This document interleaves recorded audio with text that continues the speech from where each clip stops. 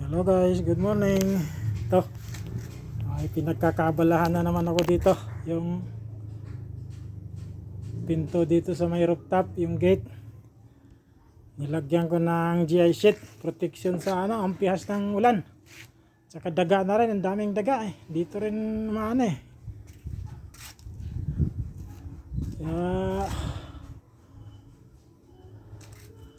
Naano ko dito, kinukubiran ko ng GI sheet.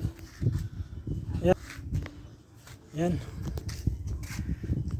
Bali, yan. Yung pinto pala. Hindi ko pala nakuha ng kanina. Yan Buna.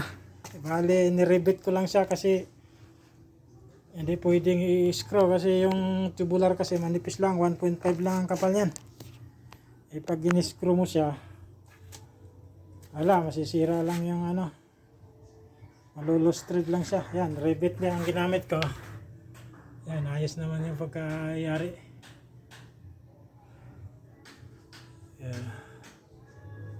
Ayan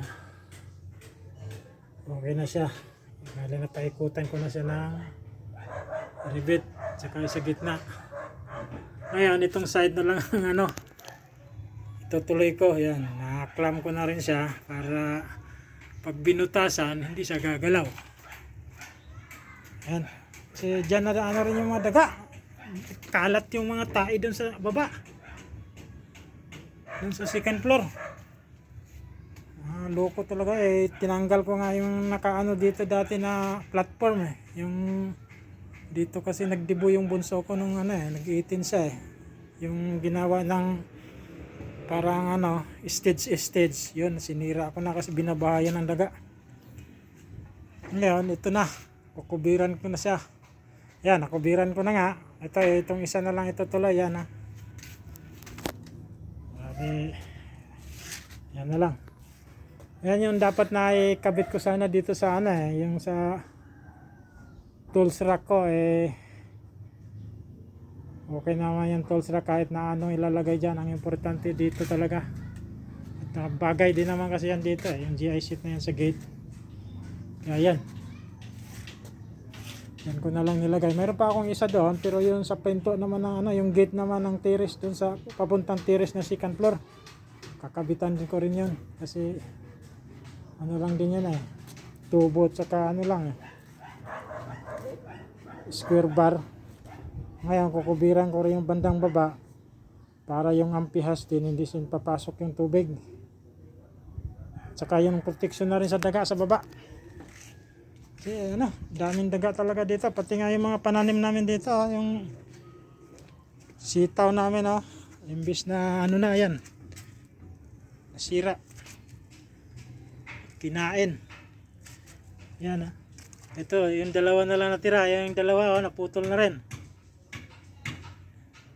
Ito putol din, ginagawan ko na nga ng gapangan yan ngayon wala nang gagapang kasi binuisit na ng daga. Loko talaga itong mga daga kaya mapilitan talaga kaming lasunin na to. Namumurisyo na pati nga yung inano kong talbos ng kamote dyan inubos talaga. Grabe. Buti nga yung mga yung berry pa ayan, yung berry na yan rin yan, nadali rin yan dati. Ayan, okay na siya. Pagapang na rin. Pati yung mga sili na yan inano rin dati nila yan Ayan yung isa nadali buti nga nakalaki ng iba. Grabe, ang dami kasing daga dito. Doon nga rin sa bahay grabe din bumili na nga ako ng yung parang pantaboy ng daga, wala rin. Unang araw medyo takot pa sila, nung pangalawa nasanay na sa amoy wala na, parang didman na nila yung gamot na yan. Kaya mapilitan talaga kami na naglaso na lang. Pati nga itong mga ng kalamansi pinag-ano yung mga sangay. Grabe talaga yung mga daga na yan, mga purwisyo na. Hinayaan lang naman sana namin kaso wala, nakakaano na ng mga pananim, nakapirwisyo na, kaya mapipilitan talaga kaming lasunin na lang sila. Yan, tutuloy ko na muna to guys.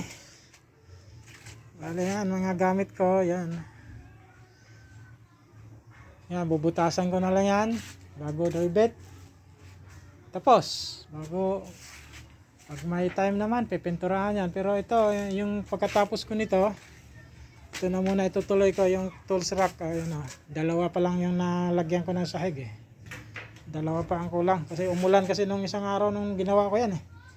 Kaya paputol-putol yung gawa. Dapat tapos na yun kung hindi umulan eh. Umulan pa eh. Yan, tutuloy ko na muna to. Thank you. Salamat. Tutuloy ko muna para matapos. At magtatanghalian na rin.